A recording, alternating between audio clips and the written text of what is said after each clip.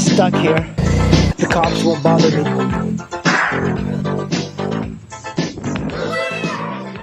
Alright, second day of working on the Kymco. We need to get some of this stuff done. Now I'd like to see if this thing will run, but it's getting there. What I'm gonna do is hook up this battery. I've been charging overnight, and I'm really hoping I don't have to get a new battery. Okay, I got lights. Whoa!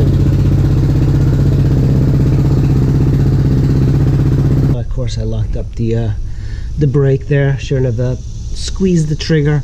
Anyway, next thing we gotta do. Man, this exhaust gets so hot. I really need to figure out a way to make a cover here. I figured out after some research what's over here is the air filter, but they call it AC maintenance, which I don't know if that makes a lot of sense. Just to remove the filter, you have to remove 1, 2, 3, 4, 5, 6 screws. That is unheard of. I've never seen a system this difficult to work with. Now, I believe we should be able to get this thing out. I think you might have to use pliers. Oh my goodness. All right. This is why engineering is important. When you design things in such a way that make it hard for everybody to just do basic maintenance, that's a terrible idea. I mean, this is terrible that I was not able to slide the air filter easily out. I was trying to push the exhaust a little bit more without removing the whole header, but I removed the bracket. There's the bracket, and I am unable to do it, so I'm gonna have to remove the header. Reach. Now let's get the other one.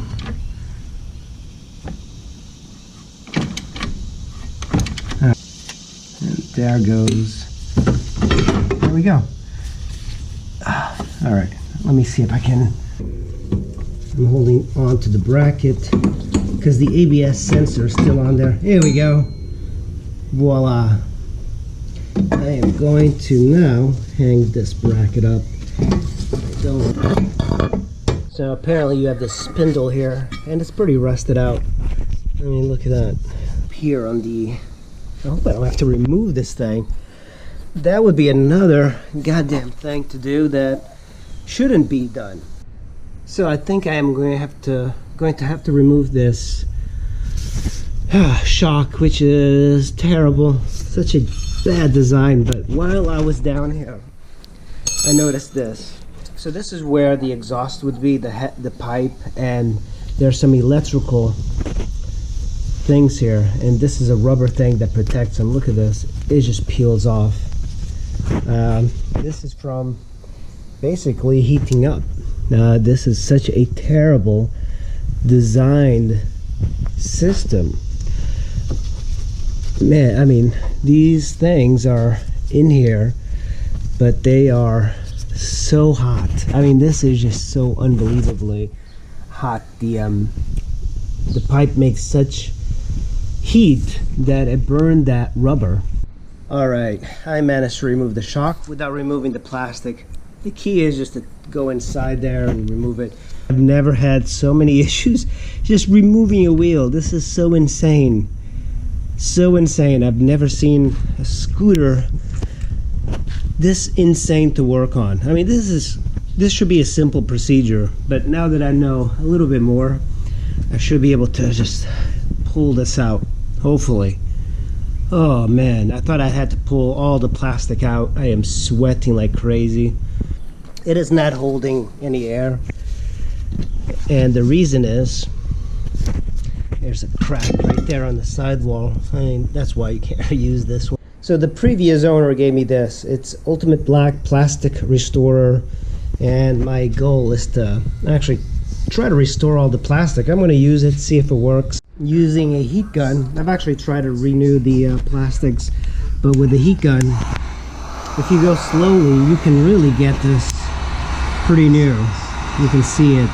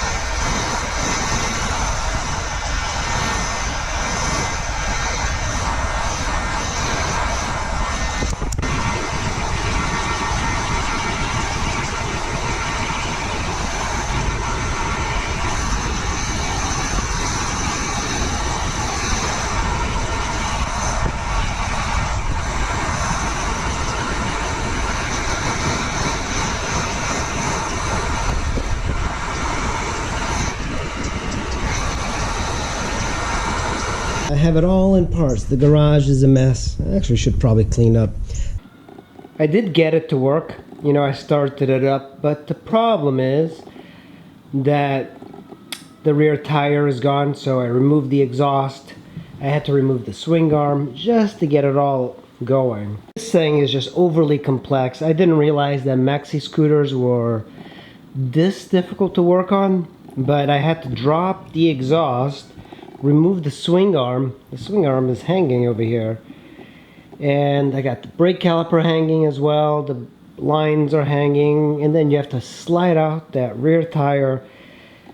A lot of work just to change the tire, but at least that is done. I'm actually going to be bolting up the exhaust because I want to run the bike so I could change the oil. And also I'm having another issue, is that it is overheating, and I am thinking that perhaps it's the thermostat. Inside this compartment, there's a top. You can reach the carb or the fuel injection. There is a screw to adjust if you want to adjust the idle. I believe the idle on this is a little bit high. I'm going to start this thing. Hopefully it'll work.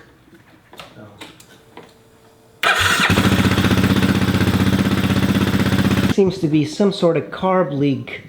So it heats up way too fast. There seems to be a carb leak somewhere.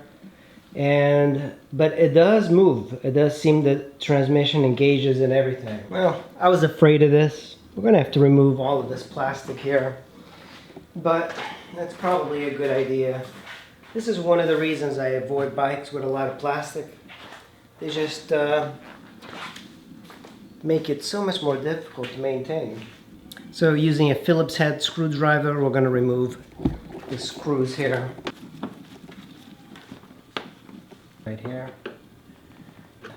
Rubber back. We're gonna have to remove all of this stuff. Really hoping not to do this.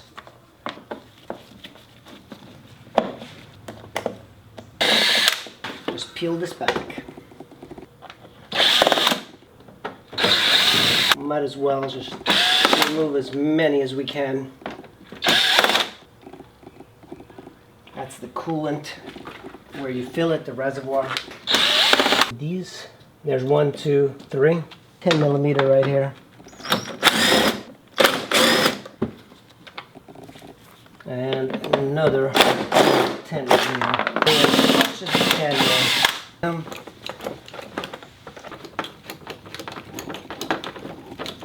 to remove the windscreen, but I'm going to do it because I might as well just clean it up. I don't think this bike has ever seen much cleaning. Look at this. Just filthy, and that's just from staying put. If it was being ridden, this would not have happened. 10 millimeter. Yeah. There we go. There's a bracket. I'm trying to be fast. I really should take my time, but it's just so damn hot. So damn hot. And there it goes. It's kind of hard to figure out. Alright, so that's coming off. That's good. So that's the front. Alright. That's good. Bolt right here. And here comes the cowling. That is why you don't want to be pulling. Whoa, look at this. There's a hornet's nest in here. This is nutty. This is really nutty. But now, with the cowling down, I can actually reach the radiator cap. So it looks like we need to undo the headlight here. That's the headlight. There we go. And then we have the blinkers on each side. Definitely helps to have the help of somebody to hold this, but it seems to be fairly straightforward. And here we go. Alright, let's pull this out. This is the headlight. But then there's this one that I have no idea what it does. And that's very strange that there's like a plug that's not, and it comes from the main harness here. Both of these come from the main harness. And I'm kind of looking around just to make sure that everything is good. It seems to be all in shape. I'm actually going to clean up all of this. One of the reasons I wanted to remove all of this is to make sure there's no rat's nests, hornet's nests, You know, just any sort of thing that shouldn't be here. So one of the reasons I wanted to remove this is to reach the radiator cap here, because sometimes if a bike is overheating, you can undo this, and I'm going to undo it. Hopefully it's not going to spill out too much. Not a very good system, I might add. This could also be bad. We're going to check the coolant level here. We're going to put some liquid in here.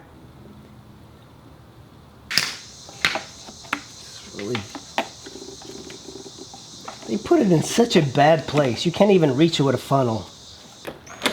You actually have to remove this to fill it. Terrible design. My goodness. It's taking quite a bit. Maybe.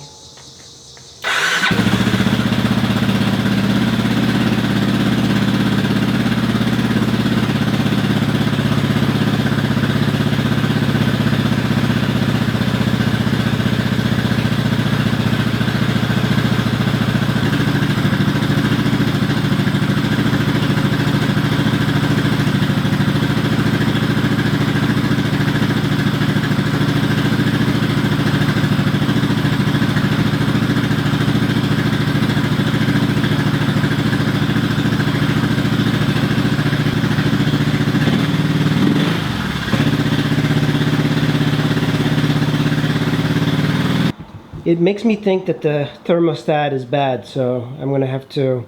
Could also be the coolant or the...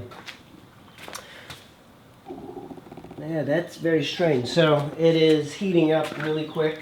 Well, that's a little bit bigger problem than I expected. Well, guys, that's the Kymco project.